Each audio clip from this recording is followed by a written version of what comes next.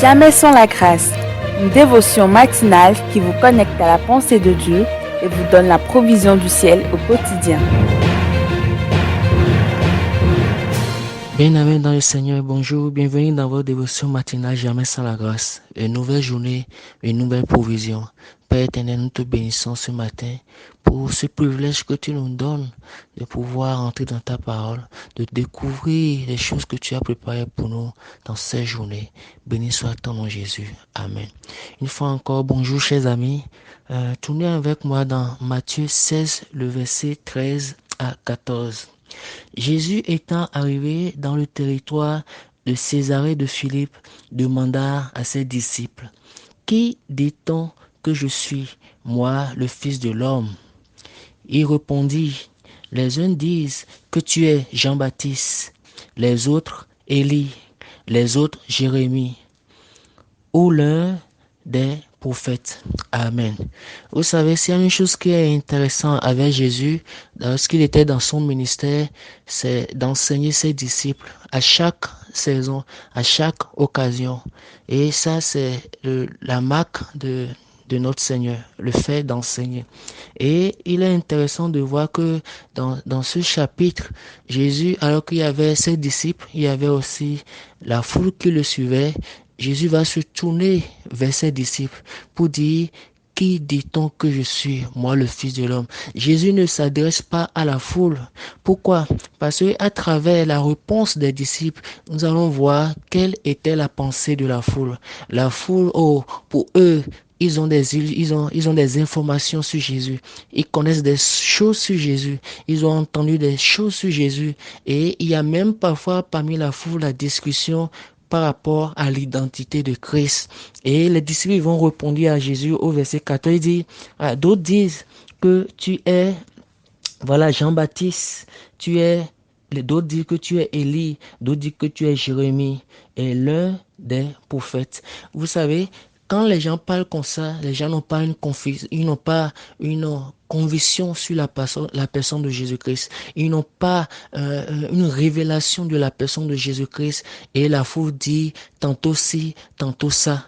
Et c'est comme ça que les gens pensent. C'est comme ça que l'homme animal pense. L'homme animal ne reçoit pas les choses de Dieu. Et vous savez quoi? Nous avons besoin de la révélation de la personne de Jésus. Nous avons besoin que le Saint-Esprit nous révèle qui est Jésus. Et Jésus se tourna envers ses disciples et dit, mais vous, qui dit-on que je suis?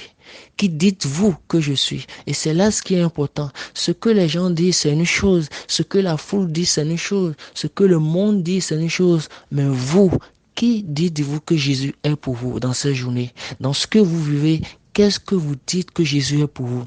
Et vous savez, lorsqu'on parle le thème Fils de l'homme dans l'Ancien Testament, lorsque ce mot est employé, cela veut dire quoi?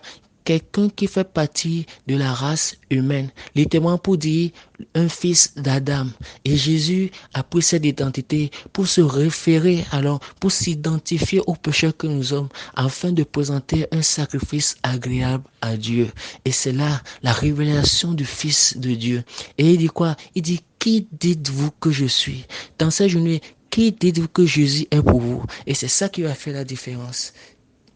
Et dans Matthieu 10, le verset 41, il y a un passage là qui est vraiment intéressant, où Jésus enseignant la foule dit, Matthieu 10, verset 41, il dit, celui qui reçoit un prophète en qualité de prophète recevra une récompense de prophète, et celui qui reçoit un juste en qualité de juste recevra une récompense de juste. Vous savez quoi? Tout dépend de la manière dont nous recevons les gens. Qui recevons-nous? Les gens que nous connaissons, qui sont?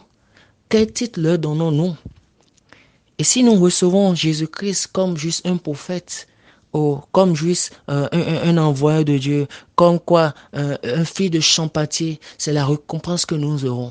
C'est cette récompense que nous aurons. Mais si nous déclarons, nous acceptons le Fils de Dieu comme étant le sauveur du monde, étant celui-là qui nous présente devant le Père, celui-là qui est le chemin par qui nous pouvons nous approcher du Père, celui-là qui est la vérité, celui-là qui est la vie, celui-là qui apporte la lumière dans nos vies. Si nous l'acceptons ainsi, oh, à cause de nous recevons la récompense qui l'accompagne. Si nous l'acceptons comme le Fils de Dieu, oh, nous, la Bible dit quoi? Nous sommes co-héritier avec Christ. Nous sommes co-héritiers avec Christ. Il n'est pas juste un simple fils de charpentier. Il n'est pas juste un prophète. Non, c'est le Fils de Dieu. C'est Dieu en personne qui a habité parmi les hommes. Il a habité parmi nous. Dans ces jours, dans cette journée, quelle confession est-ce que vous avez dans votre bouche? Comment est-ce que vous recevez Christ? C'est à vous de répondre à cette question. Et la manière dont vous l'avez reçu, c'est cette récompense qui va vous accompagner dans cette journée. Chers amis, que Dieu vous bénisse. Amen. Si vous avez aimé cette émission, parlez-en à vos amis. Parlez-leur du message de la grâce et de ce qu'il fait dans vos vies. Pour un sujet de prière, une question ou pour devenir partenaire, contactez-nous au 00229 94 75 80 20. Que Dieu vous bénisse et à la prochaine. En attendant, pensez avec Dieu.